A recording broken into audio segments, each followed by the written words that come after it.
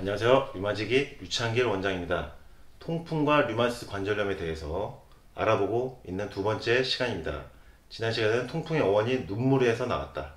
눈물이라는 의미의 라틴어에서 시작된 어원이 통풍이란 병명의 어원이다.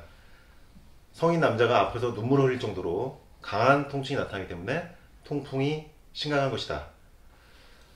성인 남자가 40, 50대 이상 나이가 들어가면서 신장의 요산 제거 능력이 떨어지기 시작하면 통풍이 발생되기 쉽다. 그에 반해 류마티스 관절염이나 강인성 척추염은 10대, 20대, 30대 젊은 남성들에게서 나타나는 경우가 많다.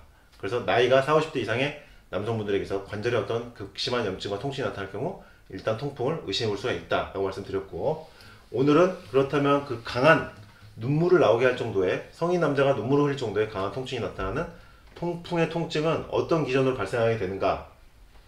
혈액 내 요산의 농도가 높아지면서 요산이 결정체를 이루게 되고, 그 결정이 관절의 연골 힘줄 주변 조직에 침착되면서 요산 결절이 관절 주변의 연골 힘줄 파고들면서 쌓이면서 염증이 나타나고 통증이 유발되는 것입니다. 여기서 류마티스 질환, 류마티스 관절염과 통풍의 유사점, 통풍과 강인성 척추염의 유사점은 연골 힘줄 관절 주변 조직에 어떤 염증이 일어난다는 것입니다. 부위가, 염증이 일어난 부위가 통풍과 굉장히 흡사하다는 거예요. 이것을 보면 사촌지간이라는 걸 알 수가 있죠. 그래서 기원, 관리에 있어서 상당히 비슷하게 해줬을 때, 통풍 관리처럼 해줬을 때 류마티스 관절염이나 강인성 척추염도 좋아질 가능성이 있다는 것을 알 수가 있습니다. 그러면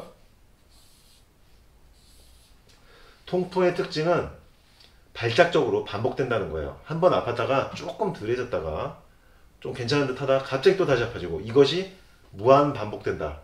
그래서 재발성 통증 발작을 일으키는데 류마티스 관절염에서 재발성 류마티즘과 매우 흡사한 패턴이죠. 재발성 류마티즘도 확 올라와서 아파졌다가 좀 가라앉았다가 또 발작적으로 통증이 일어났다가 반복하면서 무한 반복이 되면서 점점 심해지는 것이 재발성 류마티즘인데, 이런 부분 역시 통풍과 매우 비슷하다.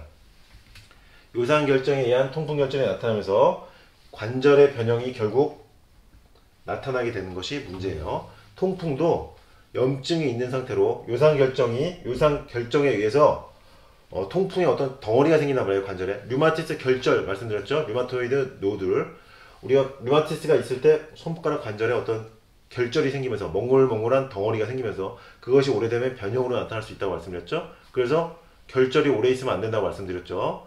류마티스 관절염이 있을 때 결절이 점점 작아지거나 없어져야지 좋아지고 있는 것이다. 결절이 그대로 있으면 나쁘다, 변형이 나타날 수 있다 라고 말씀드렸는데, 통풍에서도 마찬가지예요. 요산 때문에 발생하는 관절에 통풍 결절이 생긴다는 것입니다. 이건 역시 류마티스 관절염과 굉장히 흡사한 부분이죠.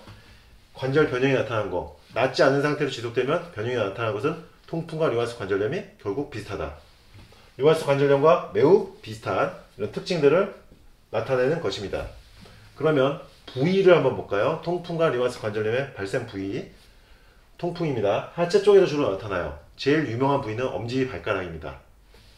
그래서 엄지발가락이 주로 발생하는 게 90%고, 하지만 통풍은 발가락에서뿐만 아니고 무릎이나 손목, 손가락, 팔꿈치에도 나타날 수가 있다.